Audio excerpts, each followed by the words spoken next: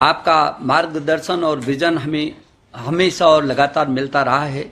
इसी road map पर हम आगे भी बढ़ रहे हैं और भविष्यवादी प्रगतिवादी राष्ट्रीय शिक्षा नीति को लाने की सफलता के रास्ते को आगे बढ़ा रहे हैं। प्रधानमंत्री जी आज स्कूल एजुकेशन कॉन्क्लेव में इसमें लगभग 15 लाख स्कूलों के 90 लाख से भी अधिक अध्यापकगण और 27 करोड़ से भी अधिक छात्र छात्राएं प्रधानमंत्री जी आपके आशीर्वाद के लिए आपको साथ जुड़े हुए हैं।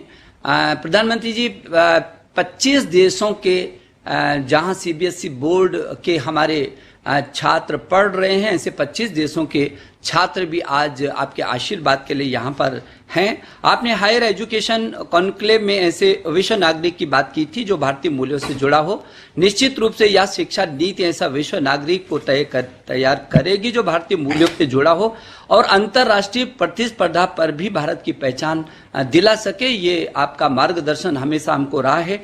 राज्यपाल सम्मेलन के दौरान आपने रचनात्मक और सकारात्मकता के साथ आगे बढ़ने का जो हमको विचार दिया प्रधानमंत्री जी, उस दिशा में हम लोग लगातार आगे बढ़ रहे हैं। विगत 2 दिनों से हमने स्कूली शिक्षा के जुड़े विषयों को 6 भागों में थीम आधारित चर्चा के साथ विस्तृत मंथन किया है।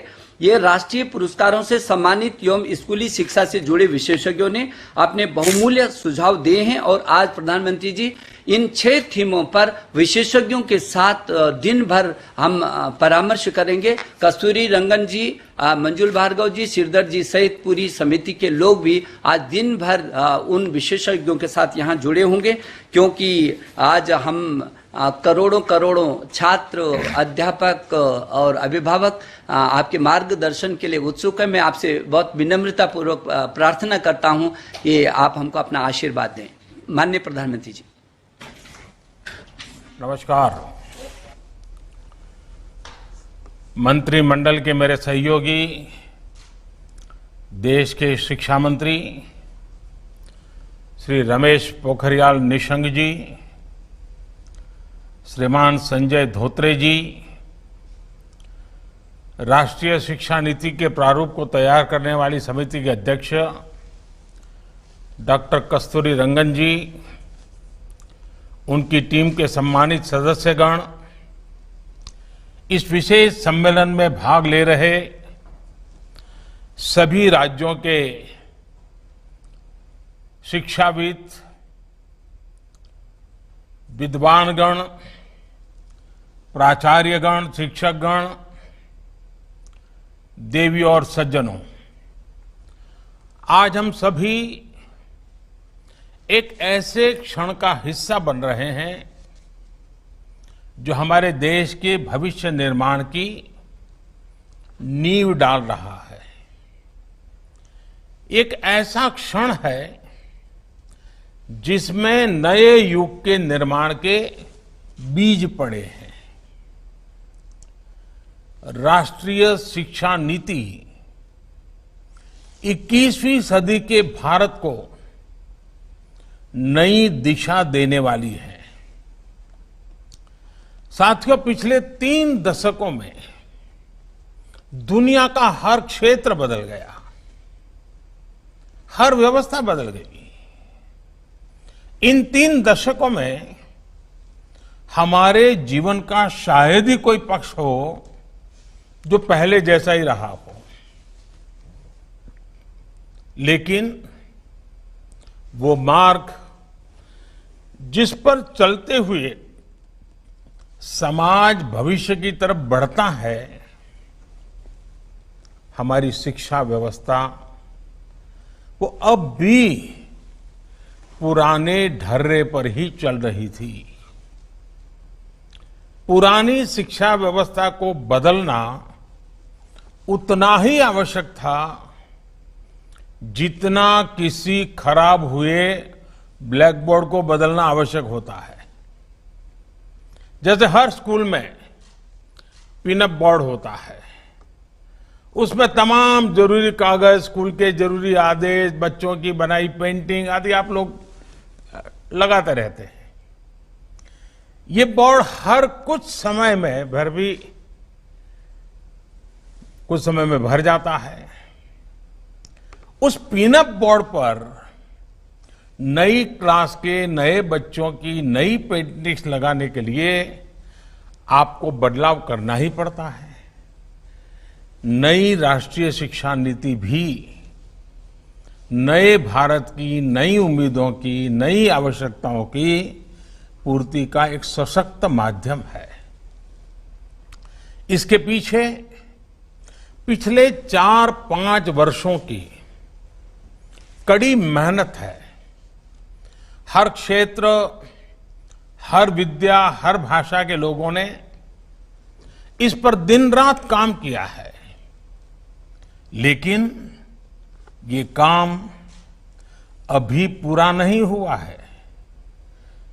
एक प्रकार से कहे तो ये काम की असली शुरुआत हुई है।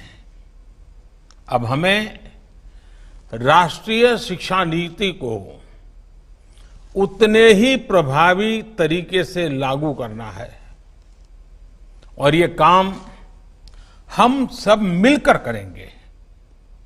मैं जानता हूं राष्ट्रीय शिक्षा नीति का ऐलान होने के बाद आप में से बहुत लोगों के मन में कई सवाल आ रहे हैं। ये शिक्षा नीति क्या है? ये कैसे अलग है? इसे स्कूल और कॉलेजों की व्यवस्था में क्या बदलाव आएगा? इस शिक्षा नीति में एक शिक्षक के लिए क्या है, एक छात्र के लिए क्या है, और सबसे अहम, इसे सफलतापूर्वक लागू करने के लिए क्या करना है, कैसे करना है? ये सवाल जायज भी हैं और जरूरी भी हैं। और इसलिए ही हम सब यहां इस कार्यक्रम में इकट्ठा हुए हैं ताकि चर्चा कर सके, आगे का रास्ता बना सके। मुझे बताया गया है कि कल भी दिन भर आप सभी ने इन्हीं बातों पर घंटों मंथन किया है, चर्चा की है। टीचर्स खुद अपने हिसाब से लर्निंग मटेरियल तैयार करें, बच्चे अपना टॉय म्यूजियम बनाएं, पेरेंट्स को जोड़ने के लिए स्कूल में कम्युनिटी लाइब्रेरी हो, तस्वीरों के साथ मल्टीलिंगुअल डिक्शनरी हो, स्कूल में भी किचन गार्डन हो। ऐसे कितने ही विषयों की बात हुई है। अनेक नए आइडिया दिए गए हैं। मुझे खुशी है कि राष्ट्रीय शिक्षा नीति को लागू करने के इस अभियान में हमारे प्रिंसिपल्स और शिक्षक पूरे उत्साह से हिस्सा ले रहे हैं। अभी कुछ दिन पहले शिक्षा मंत्रालय ने भी राष्ट्रीय शिक्षा नीति को लागू करने के बारे में देश भर के टीचर से माय.गॉव पोर्टल पर उनके सुझाव मांगे थे। एक सप्ताह के भीतर ही 15 लाख से ज्यादा सुझाव मिले हैं। ये सुझाव राष्ट्रीय शिक्षा नीति को और ज्यादा प्रभावी तरीके से लागू करने में मदद करेंगे। इस विषय में और अधिक जागरूकता लाने के लिए शिक्षा मंत्रालय अनेक तरह के कार्यक्रम चला रहा है। साथियों, किसी भी देश के विकास को गति देने में उसकी युवा पीढ़ी और युवा ऊर्जा, इसकी बहुत बड़ी भूमिका होती है। लेकिन उस युवा पीढ़ी का निर्माण बचपन से ही शुरू हो जाता है। जैसा बचपन होगा, भविष्य का जीवन काफी कुछ उसी पर निर्भर करता है।